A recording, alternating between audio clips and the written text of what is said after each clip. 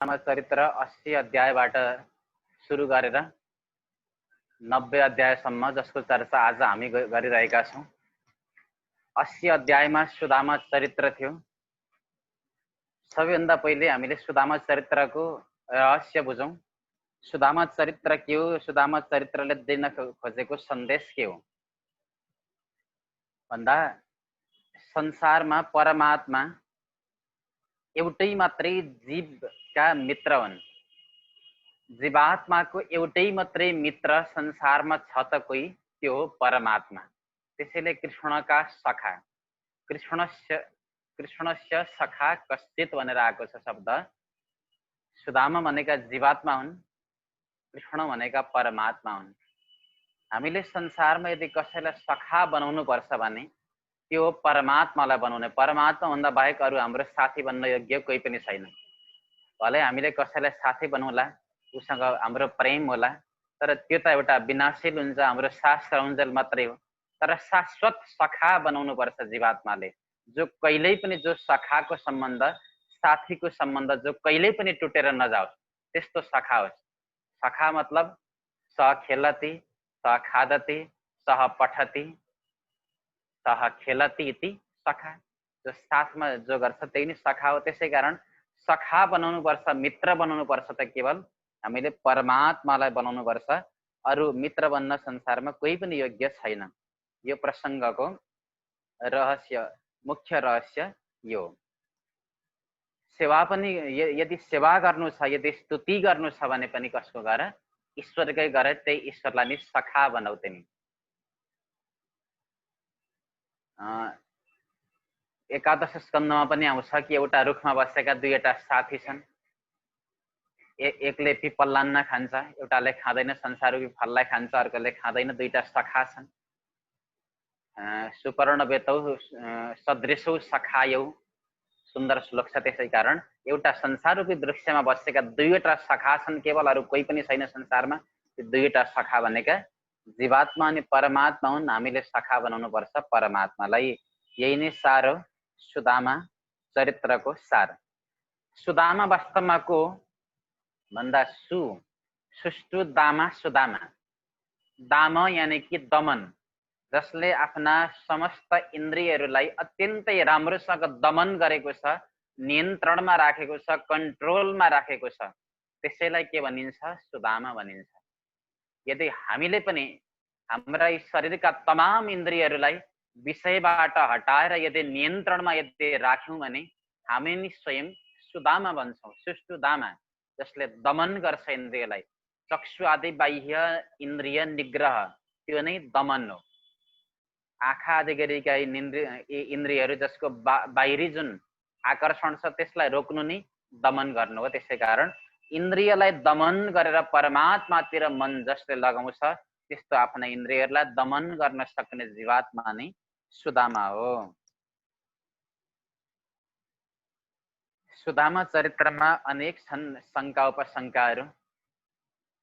सुदामाजीको कथामा हामीले मुख्यतया सुदामाजीले जुन चामल लिएर जानु भएको थियो, कोसेलीको रूपमा चामल पनि थिए। कस्ता भन्दा कनिका चामल। तिनी चामललाई भगवानले अमूल्य मानेर संसारको एउटा अमूल्य महाप्रसादको रूपमा ग्रहण गरेर स्वीकारेको कथा छ। एउटा भक्तवत्सलता कथा छ। यहाँ विष्णुलाई अक्षता चढ्दैन, किन चढ्दैन भनिन्छ नि। आज यो सुदामाको कथासँग पनि जोडिएको छ यो रहस्य। किनकि सुदामाका तिनै चामलहरूद्वारा, तिनै कनिकाहरूद्वारा प्रभु यति तृप्ति हुनुभयो, त्यसै दिनदेखि भगवानले संकल्प गर्नुभयो, आजदेखि म चामल कहिले पनि लिन्न, किनकि सुदामाको ती कनिकादेखि नै म तृप्ति बनेको छु। त्यसै दिनदेखि विष्णुलाई अक्षता चढ्न छोडो भन्ने पनि कथा कतै पुराण अन्तरमा हुने गर्छ। र भगवान शिवले चाहिँ के सोच्नु पर्यो त्यस समय, म पनि सुदामा जस्तै भक्तको खोजीमा छु अब, त्यसै कारण मलाई चामल चढाओस् कसैले। भगवान शिवलाई हामी सेता अक्षता चढाउँछौँ। भगवान शिवलाई चढ्छन् अक्षता, तर विष्णुलाई चढ्दैनन्। यही हो कारण। सुदामाका ती कनिकाहरूद्वारा, चामलहरूद्वारा प्रभु यति तृप्ति हुनुभयो, जो जीवन पर्यन्त अब कहिल्यै पनि आवश्यकता पर्दैन विष्णुलाई अक्षताको चामलको। सुदामा चरित्रमा केही शङ्काहरू छन्। जस्तो यदि सुदामाजी भक्त हुनुहुन्थ्यो भने त्यस्तो भक्तको त भगवानले उद्धार गर्नुपर्ने थियो। सुदामा जस्तो भक्तको प्रभुले उद्धार गर्नुपर्ने थियो, तर सुदामाले जीवन पर्यन्त दुःख पाए, गरिबीमा पिल्सिएर रह्यो उनको जीवन, अत्यन्तै कष्ट भयो, छोराछोरी भोकभोकै करुण चित्कार गर्ने गर्थे। त्यस प्रकारको दुःख परमात्माले किन दिनुभयो? साँच्चै भक्त थिए भने त परमात्मालाई हेर्नु पर्थ्यो, किनकि प्रभुले भन्नुभएको छ नमै भक्त प्रणश्यति सकृत एव प्रपन्नाय तवास्मिति चरो याचते अभयम सर्वभूतेभ्यो ददामि एतत् व्रतम मम। एक पटक मात्रै म हजुर कृष्ण म हजुरको हुँ, जसले भन्छ भने उसलाई त म हर समस्याबाट निराकरण गर्छु। तर सुदामाजीले स्वयं स्वीकार गर्नुभएको थियो, तर पनि सुदामाजीको त्यो दुःखलाई प्रभुले किन निवारण गर्नु भएन? यसको उत्तर छ सुदामाजीको कर्म। त्यो चना एक्लै खाएको एउटा कर्म पनि आउँछ, जसको कारणले यति ठुलो दरिद्र आयो भन्ने पनि कतै कथा छ। कृष्णलाई नदिकन खाएको हुनाले त्यसैको फल पनि थियो। र अरू पनि केही त्यस्ता पूर्वजन्मका कर्महरू थिए जुन कर्मले गर्दा आज यस अवस्थामा सुदामाको लेखिएको थियो भालमा ललाटमा कि श्रीक्षय लेखिएको थियो अरे सुदामाको। तर जुन चारमुठी कन्निका सुदामाले कृष्णलाई दिनुभयो, कृष्णले खाने बित्तिकै तमाम विश्व नै तृप्ति भयो, तमाम विश्वलाई नै तृप्ति गराइदिनु भयो कृष्णले। त्यसैको पुण्य जुन थियो त्यही पुण्यले त्यो सारा सञ्चित कर्मलाई नष्ट गरिदियो र सञ्चित कर्मलाई नष्ट गरेर तत्काल सुदामाको के भयो भन्दा त्यो कर्मको नाश भयो। श्रीक्षय लेखिएकोमा यक्षश्री भयो सुदामाको। यक्षश्री यानी कि स्वयं कुबेर भन्नुभयो सुदामा। सुरुमा के हुनुहुन्थ्यो? श्रीक्षय कंगाल हुनुहुन्थ्यो, श्रीहीन हुनुहुन्थ्यो भने आज त्यसको ठिक बदले भाग्य के भयो? भाग्यले कोल्टो फेरिदियो। यक्षश्री भन्नुभयो भगवान श्री कृष्णको कृपाले। जुन चारमुठी कन्निका दिनुभएको थियो, जुन चारमुठी कन्निकाले तमाम विश्व तृप्त भयो र सञ्चित कर्म तमाम नष्ट भयो, त्यसै अवस्थामा नि आज धनी हुनुभयो। त्यसै कारण कर्मले गर्दा यति धेरै दुःख पाउनु भएको थियो सुदामाले।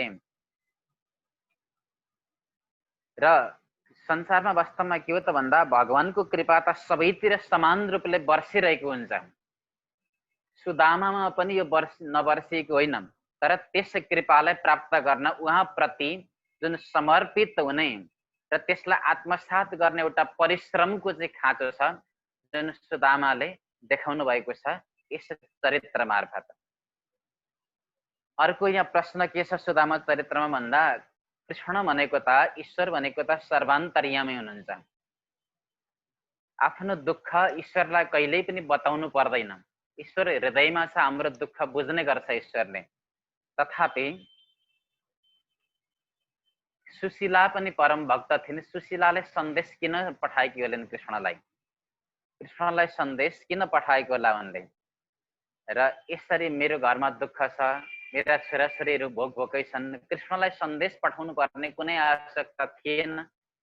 भक्त थिइन् उनी पनि, र सुदामाजी पनि भक्त हुनुहुन्थ्यो, कुरा जान्नुहुन्थ्यो, प्रभुलाई थाहा छ मेरो घरको सारा हाल। उहाँले पनि सन्देश बोकेर किन जानुभयो र कृष्णलाई सन्देश किन सुनाउनु भयो? अन्तर्यामी कृष्णलाई त सबै थाहा थियो यो कुरा भन्दा यसको उत्तर हो, सबैभन्दा पहिले जुन मुख्य कुरा भक्तले दुःख पाउँदा भगवानले किन जोगाउनु भएन त्यो पनि यहाँ प्रश्न छ। र सन्देश किन पठाइयो, यी दुईटा कुरा छन् यहाँ। यसको उत्तर के हो भन्दा, भक्त विषय भोग नपाउँदा दुखी कहिल्यै पनि हुँदैन। भलै सुदामाको जीवन एउटा हाम्रो दृष्टिकोणबाट हामीले हेर्दा के देख्यौँ भन्दा सुदामाले जीवनभर दुःख पाउनुभयो।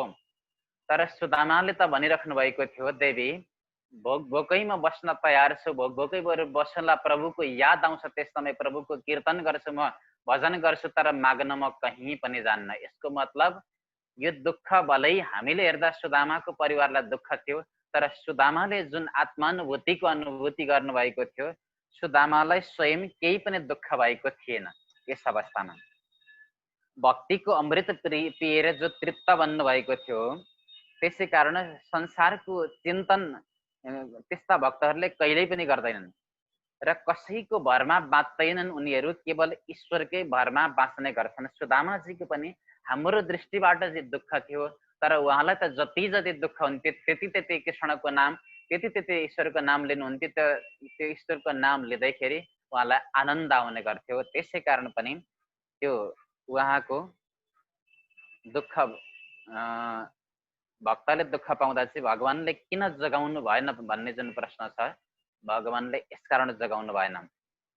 अर्को पनि कारण के त भन्दा भक्तले तब आफ्ना इष्टदेवको धेरै याद गर्ने गर्छ जब जब ईश्वरले उसलाई दुःख दिन्छ। त्यसकारण पनि यहाँ कृष्णले दुःख दिनुभएको थियो मानौ सुदामालाई, कि सुदामाले मलाई धेरै याद गर्नु भनेर।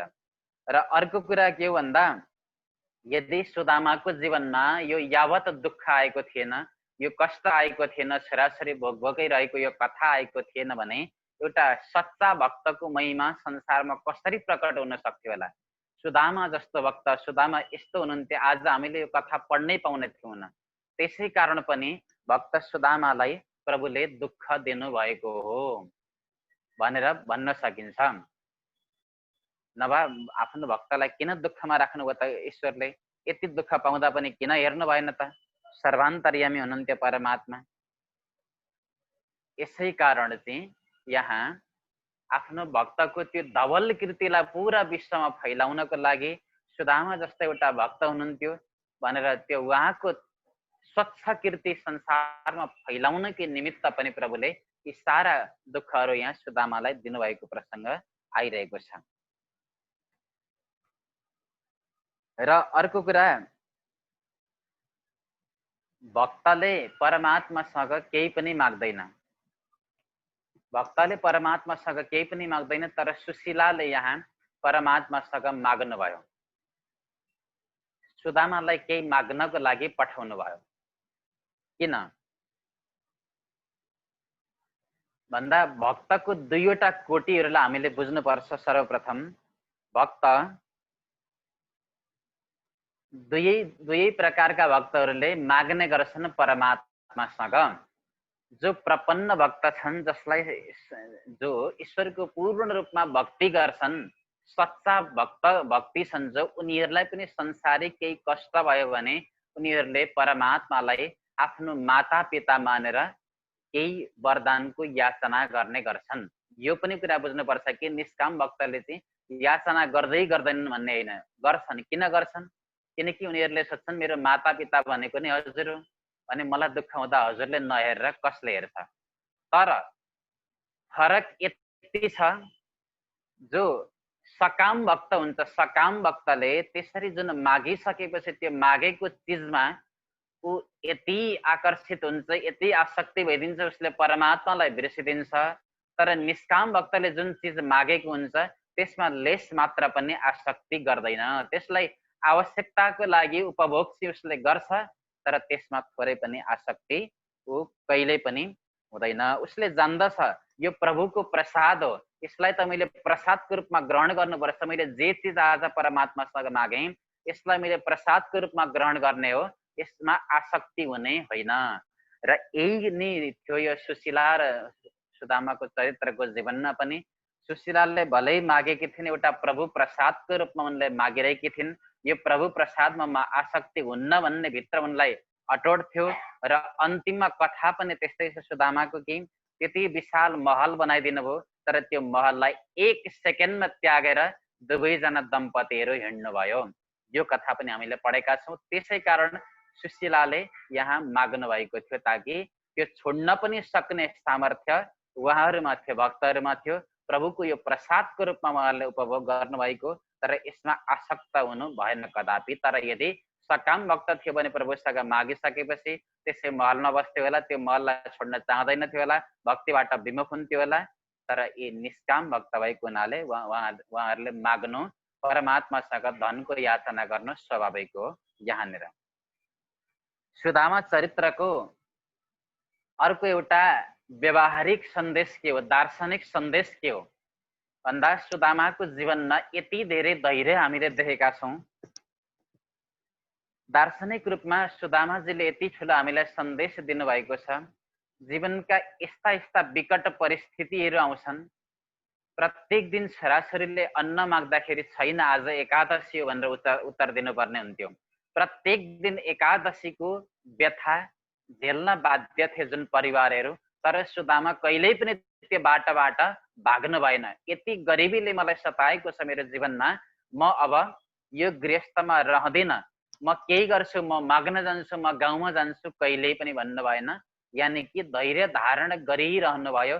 अन्तिम अवस्थासम्म जुन धैर्य धारण गर्नुभयो, धैर्यलाई छोड्नु भएन, जसको परिणाम त आज के भइदियो त भन्दा सुदामाजी धनवान बन्नुभयो।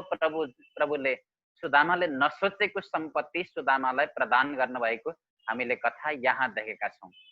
धैर्य धारण गर्ने एउटा शक्ति हामी सबैमा हुनुपर्छ। हामीले बिचमा गएर धैर्यलाई कहिल्यै पनि छोड्नु हुँदैन, अटुट बनेर लागिरहनुपर्छ कुनै पनि महान उद्देश्यको लागि। एकजना सानो दृष्टान्त म सुनाउँछु। अत्यन्तै अल्छी व्यक्ति रहेछन्, पुरुषार्थ गर्न साह्रै अल्छी थिए यिनी।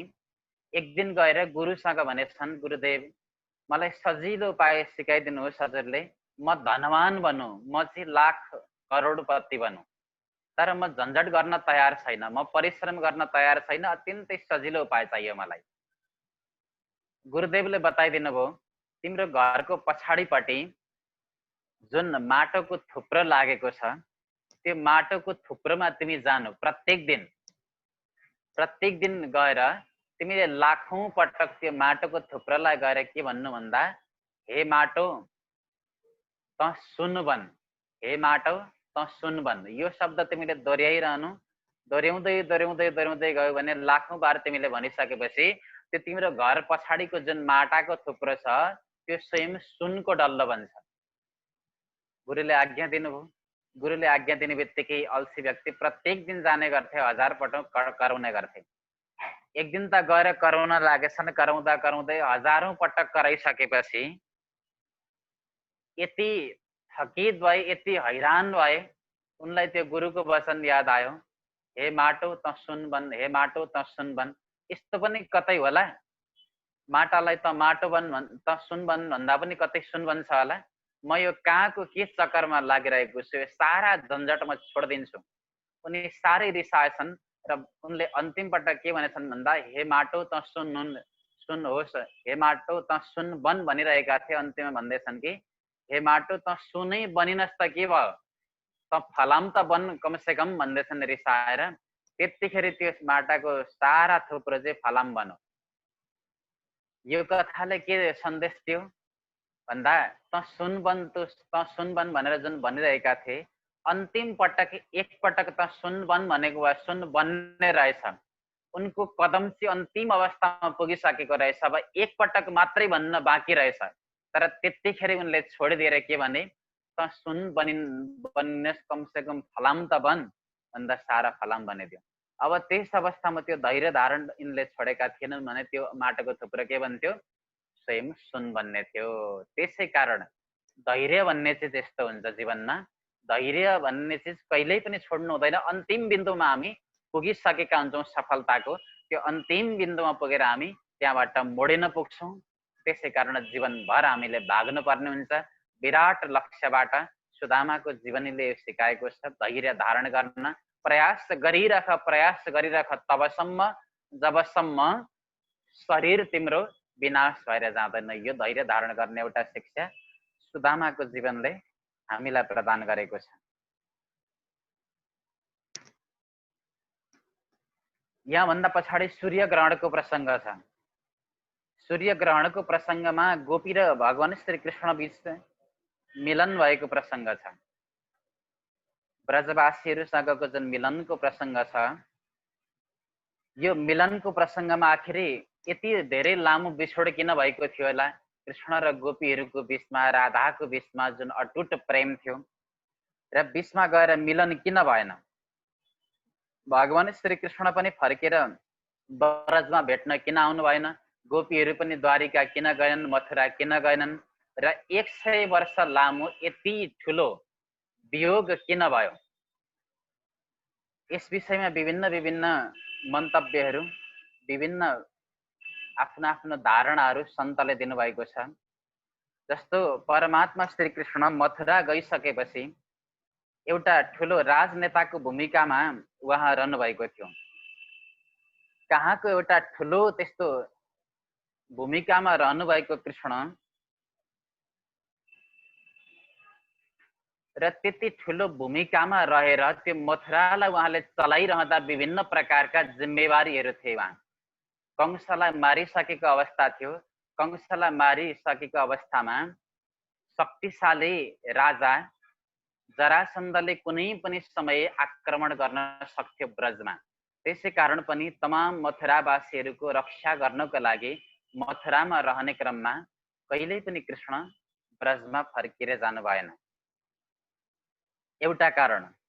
अर्को कारण गोपीहरूले सोचे यदि कृष्ण त अहिले गएर अब राजाधिराज बनिसक्नु भएको छ, उहाँ त ठुलो निकायमा हुनुहुन्छ, राजनीतिज्ञ बनिसक्नु भएको छ, यदि हामी गयौँ भने कृष्णको त्यो राजनीतिमा बाधा हुनेछ। एउटा जुन प्रेम रस छ ब्रजको, हामी त स्वयं कृष्णलाई खेलाउन चाहन्छौँ, क्रीडा गर्न चाहन्छौँ।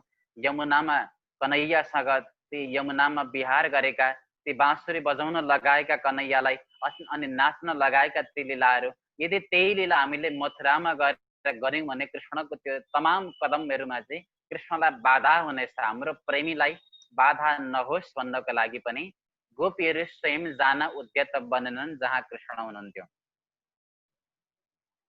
अर्को कुरा, भगवान श्री कृष्णले स्वयं जान नसके तापनि समय समयमा आफ्नो सन्देशलाई प्रवाहित नगर्नु भएको भने होइन। उद्धवको माध्यमबाट, बलरामजीको माध्यमबाट समय समयमा आफ्नो सन्देशलाई उहाँले प्रवाह गरिराख्नु भएको थियो र गोपीहरूलाई एउटै सन्देश दिनुभएको थियो, मेरो प्रतीक्षा गर, मेरो प्रतीक्षा गर, कुनै दिन मेरो प्राप्ति अवश्यमेव हुनेछ। त्यसै कारण यो जति लामो प्रतीक्षा प्रभु श्री कृष्णले गराउनु भयो, त्यति नै कृष्ण प्रतिको उत्कण्ठा, त्यति नै कृष्ण प्रतिको प्रेम उनीहरूको लगातार बढेर गइरहेको थियो। वियोगमा प्रेम अझै पुष्ट हुने भएकोले पनि भगवान श्री कृष्णले त्यो प्रेमलाई पुष्ट गराउनको लागि यहाँ गोपीहरूलाई सन्देश दिनुभएको थियो। त्यसै कारण पनि कृष्ण र गोपीहरूको बिचमा मिलन भएको थिएन। र अर्को कुरा, कहिलेकाहीँ वनमा अत्यन्तै राम्रो फुल फुलिरहेको हामी देख्छौँ। त्यो वनमा फुलिरहेको त्यो फुललाई हामीलाई लाग्छ यो घरमा लगेर रोप्न पाए मेरो घरमा कति ठुलो शोभा दिन थियो फुलले। घरमा ल्याएर हामीले त्यसलाई रोप्ने यदि प्रयत्न गऱ्यौँ भने त्यो वनको फुल वनमा नै रमाउँछ, घरमा रमाउँदैन।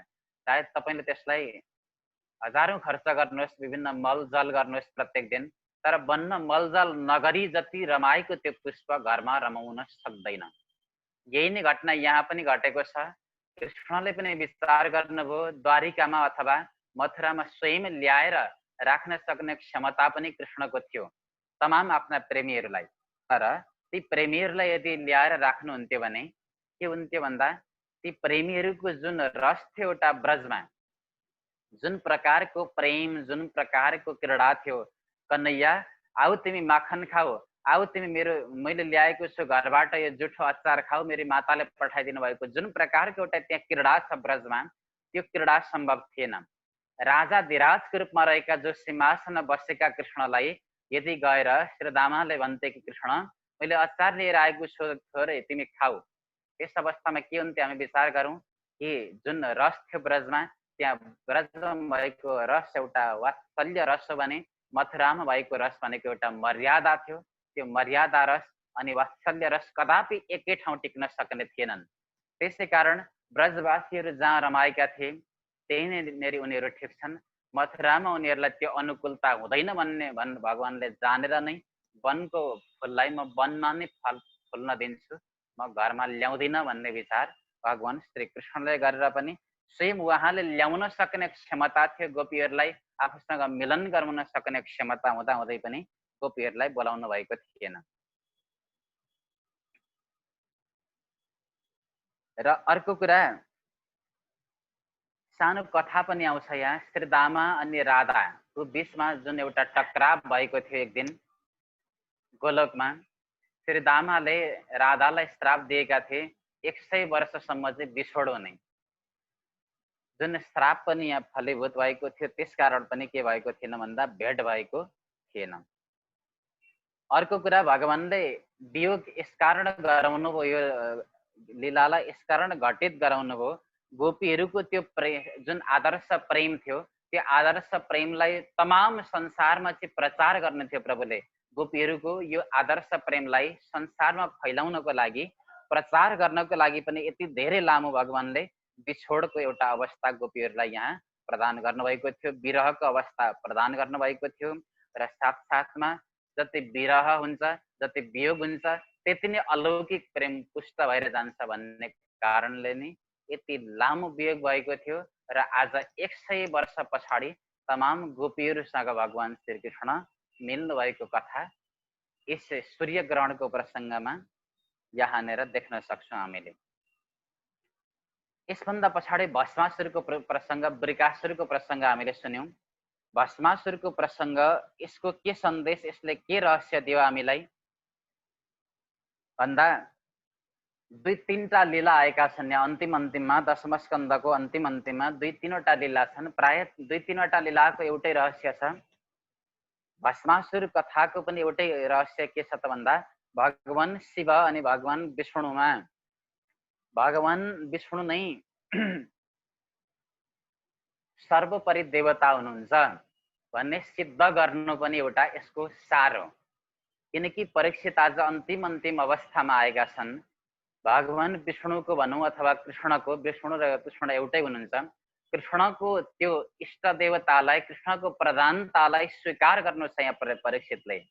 र कृष्ण नै सर्वसमर्थ हुन्, विष्णु नै सर्वसमर्थ हुन् भनेर देखाउनको लागि यो एउटा भस्मासुरको प्रसङ्ग यहाँ दिएको हो। यद्यपि भगवान श्री कृष्ण अनि भगवान शिवमा कोही ठुलो सानोता छैन, तथापि एउटा इष्टदेवमा चाहिँ परम आफूले भक्ति गर्नुपर्ने हुन्छ, एउटै इष्टदेव बनाउनु पर्ने हुन्छ, अरूलाई सम्मान गर्नुपर्ने हुन्छ।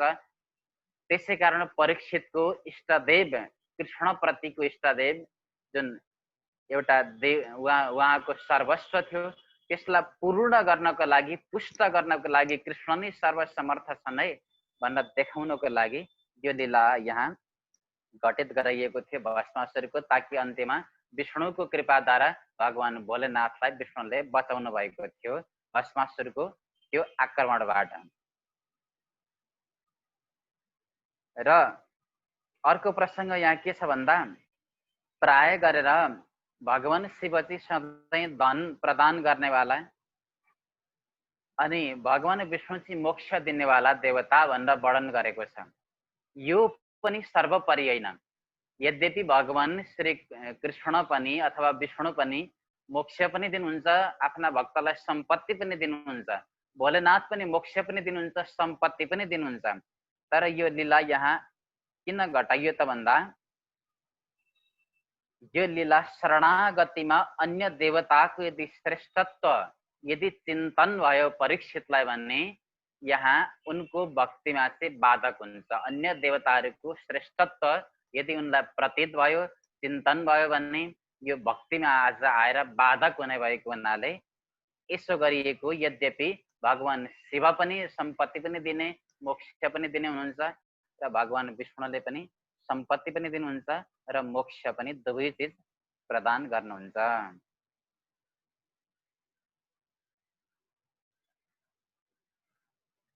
भगवान शिव अनि विष्णुले एउटा लीलार्थ मात्रै यो घटाउनु भएको कि भगवान शिव चाहिँ छिटो प्रसन्न हुने, राक्षसलाई वरदान दिइहाल्ने, तर विष्णु चाहिँ ढिलो दिने, एउटा केवल लीलाको रूपमा मात्रै यो बुझ्नुपर्छ यो भस्मासुरको प्रसङ्गलाई हामीले।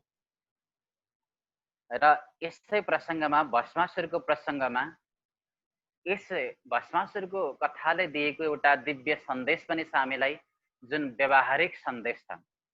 व्यावहारिक सन्देश के छ त भन्दा अत्यन्तै संसारमा छिटोभन्दा छिटो जुन सफलता प्राप्त हुन्छ हामीलाई, थोरै परिश्रमले कुनै पनि सफलता हामीलाई यदि प्राप्त हुन्छ भने त्यो टिकेर रहन सक्दैन, कहिलेकाहीँ त्यो टिक्नै सक्दैन।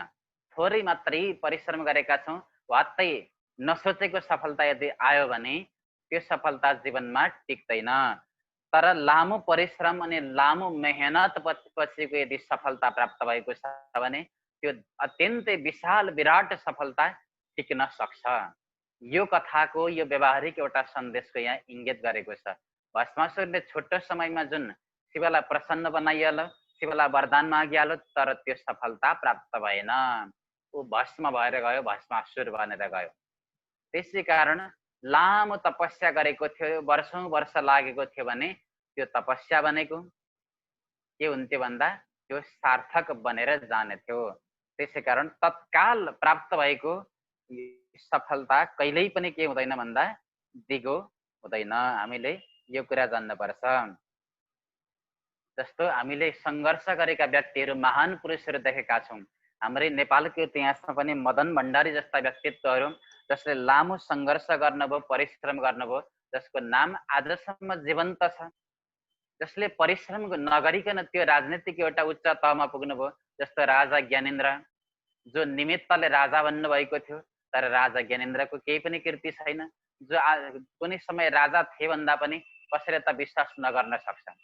किन यस्तो भयो भन्दा जो मेहनतले पुगेको छ उसको कीर्ति फैलिरहन्छ, उसको सफलता रहिरहन्छ, कायम रहिरहन्छ।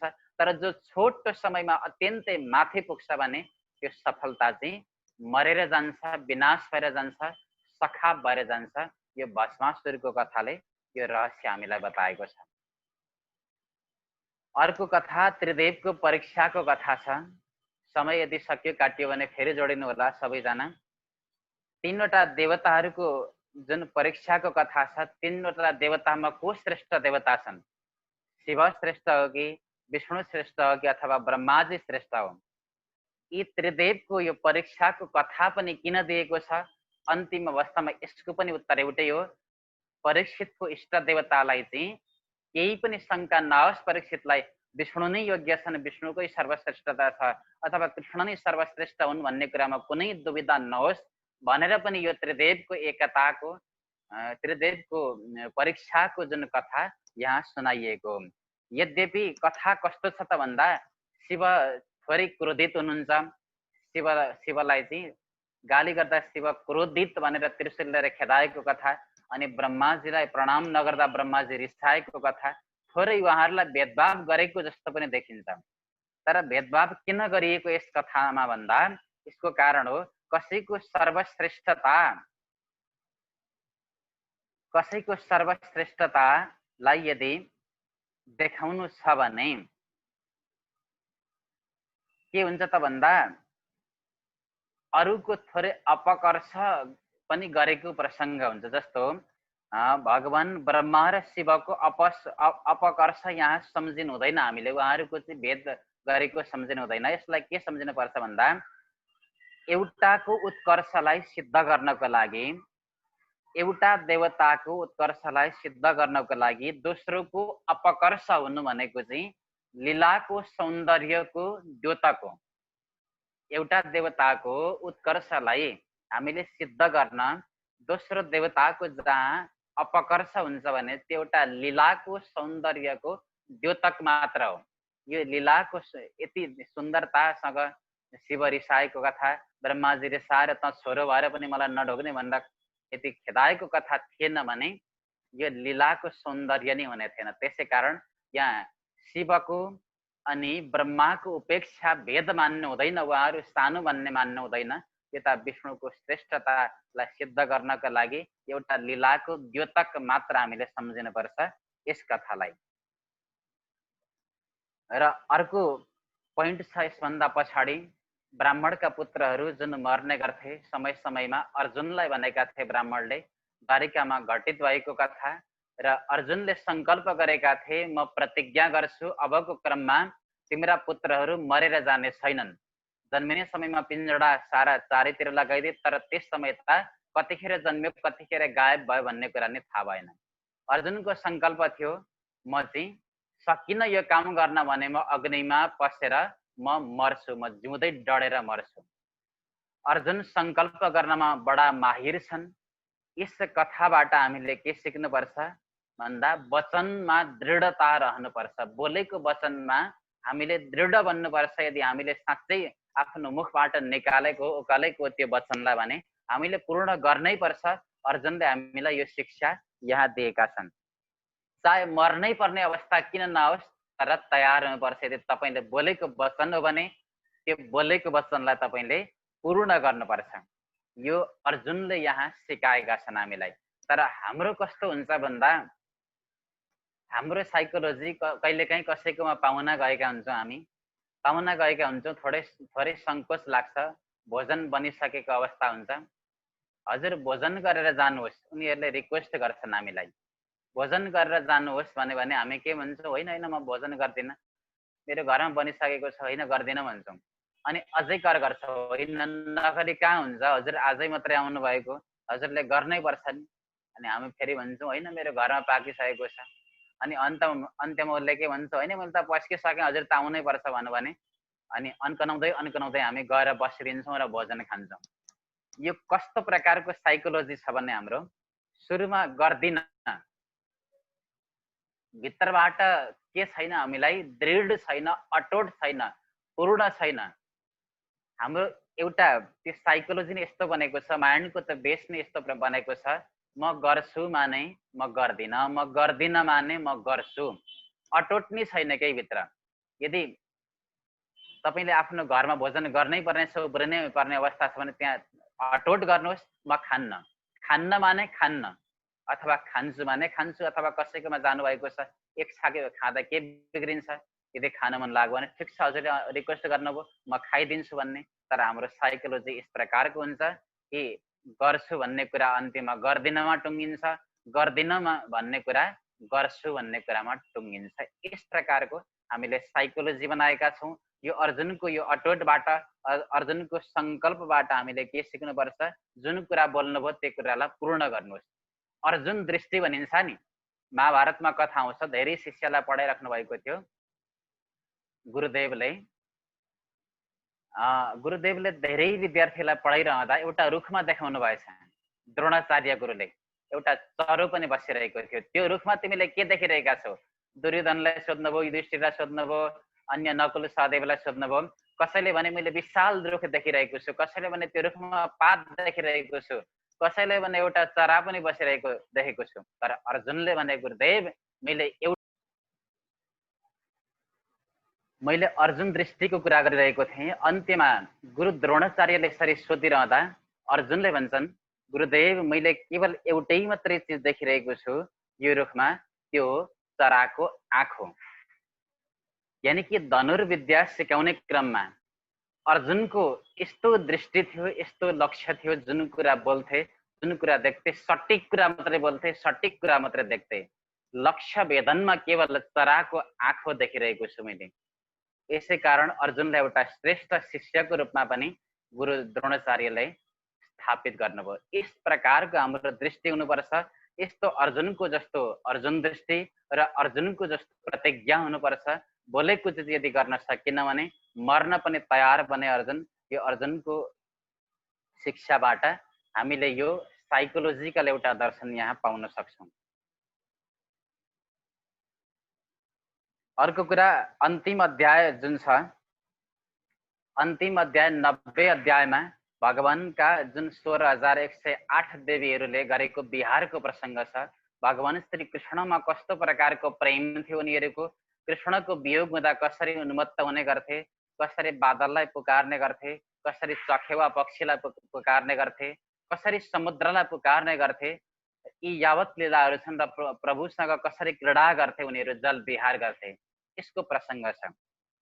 यस अध्यायमा वर्णन के कुराको गरिएको छ भन्दा साइकोलोजिकल तरिकाले हेर्नु पर्दा यस अध्यायको वर्णन हो अनकन्डिसनल लभ, जसलाई अध्यात्मले अलौकिक प्रेम भनेको छ, अनकन्डिसनल लभ साइकोलोजीले भनेको छ। र यही प्रसङ्ग हामी यस अध्यायमा, अन्तिम अध्यायमा देख्न सक्छौँ। र खास गरी यो प्रसङ्गको आशय के हो त भन्दा मनुष्यका लागि जीवनभरि अग्निमा बसेर स्वाहा स्वाहा गर्नु, हवन गर्नु र मरेपछि स्वर्ग प्राप्त गर्नु, परलोकको सुख बनाउनु मात्रै पनि जीवन होइन। यद्यपि यो पनि वेद विहित एउटा नियम हो, हवन गर भन्ने यसको निषेध होइन। तर जन्मभरि अग्निमा बसेर हवन मात्रै गर अनि यज्ञ मात्रै गर, तर जुन परलोकको लागि मात्रै काम दिन्छ तिम्रो लागि। त्यसै कारण यस प्रसङ्गको खास आशय के हो त भन्दा जीवनभरि तिमीले अग्निहोत्री बनेर हवन मात्रै गर्ने, धर्म कर्मको नाममा शरीरलाई तपस्याद्वारा सुकाउने मात्र पनि तिम्रो जीवनको सम्पूर्णता होइन। तिम्रो जीवनको सम्पूर्णता परलोकमा मात्र सबै थोक होइन, परलोकमा मात्र सुख पाउनुपर्छ भन्ने होइन तिम्रो जीवनको सम्पूर्णता। तिम्रो जीवनको सम्पूर्णता त धनुर्वेदमा पनि छ, आयुर्वेदमा पनि छ, स्थापत्य वेदमा पनि छ, अथर्व वेदमा पनि छ, प्लस गान्धर्व वेदमा पनि छ। यी वेदहरूले पनि भनेको कुरालाई तिमी मान। जस्तो धनुर्वेद, स्थापत्य वेद, गान्धर्व वेद आदिका जुन सिद्धान्तहरू छन्, नृत्यका सिद्धान्तहरू, सङ्गीतका सिद्धान्तहरू, नाट्यका सिद्धान्तहरू, यहाँसम्म कि कौटिल्यको अर्थशास्त्रलाई पनि हामीले मान्नुपर्छ जीवनमा। भने जीवनका त अनेक रस हुने गर्छन्, भक्ति रसको साथमा अनेक रसहरूलाई हामीले मिलाउनु पर्छ। सङ्गीत रस होस्, त्यो चाहे त्यो नृत्यको रस होस्, चाहे गाउने कला होस्, यी उन्नतिका जो सारा साधन छन् यिनीहरूलाई पनि जीवनमा हामीले अपनाउन सक्यो भने कामसूत्र भनेको पनि हाम्रै आफ्नै ग्रन्थ हो। कामसूत्र भनेको अरूको ग्रन्थ होइन, यो पनि हाम्रै आफ्नै ग्रन्थ हो। कामसूत्रलाई पनि जीवनमा हामीले उपयोग गर्न सकेको अवस्थामा यो जीवन हाम्रो खुसाल बन्छ, आनन्दमय बन्छ। र नाट्य शास्त्रलाई, नृत्य शास्त्रलाई, गायन शास्त्रलाई पनि जीवनमा हामीले उतार्नुपर्छ। काम शास्त्र पनि केही हो जीवनको निमित्त, खुसी दिन्छ यसले। त्यसै कारण जीवनमा केवल धार्मिक मात्रै बन्नु पनि सर्वस्व होइन, सम्पूर्णता होइन। भगवान श्री कृष्णले जसरी जल विहार गरेको प्रसङ्ग छ यस अध्यायमा, र श्रृङ्गार रसको पनि धेरै नै यहाँ उपमा दिएको छ, धेरै नै व्याख्या गरिएको छ। यस अध्यायमा पढ्ने हो भने जल विहार गर्न कृष्णले सारा आफ्नो पत्नीहरूलाई लिएर जाने गर्नुहुन्थ्यो र एक अर्कामा पानी सेचन गरिदिने, पिचकरीले भगवान श्री कृष्णलाई हानेका प्रसङ्गहरू, भगवान श्री कृष्णले तमाम पत्नीहरूलाई पिचकरीले हान्नुभएको प्रसङ्ग, रङ खेलेका प्रसङ्ग, होली खेलेका प्रसङ्ग, एक आपसमा पानी छ्यापाछ्याप गरेर उनीहरू खेलेका प्रसङ्गहरू यति छन्। श्रृङ्गार रसका प्रसङ्गले भरिएको छ यो अन्तिम अध्याय, र कृष्णको यो जीवनको एउटा सार्थक अन्तिम अध्याय पनि हो। त्यसै कारण जीवन यसमा पनि छ है, थोरै गान्धर्व वेदमा, स्थापत्य वेदमा पनि र धनुर्वेद आयुर्वेदमा पनि हाम्रो गति हुनुपर्छ है भन्ने सङ्केत यस अध्यायको यो पावन अध्यायलाई दिएको छ। र काम रस पनि हामीले जीवनमा उचित रूपमा उपयोग गर्नुपर्छ भन्ने सार सँगसँगै हामीले 10वां स्कन्धका 90वटा अध्यायलाई पूर्ण गर्यौँ, यो अन्तिम अध्यायलाई पनि पूर्ण गर्यौँ। ल आजलाई यति नै।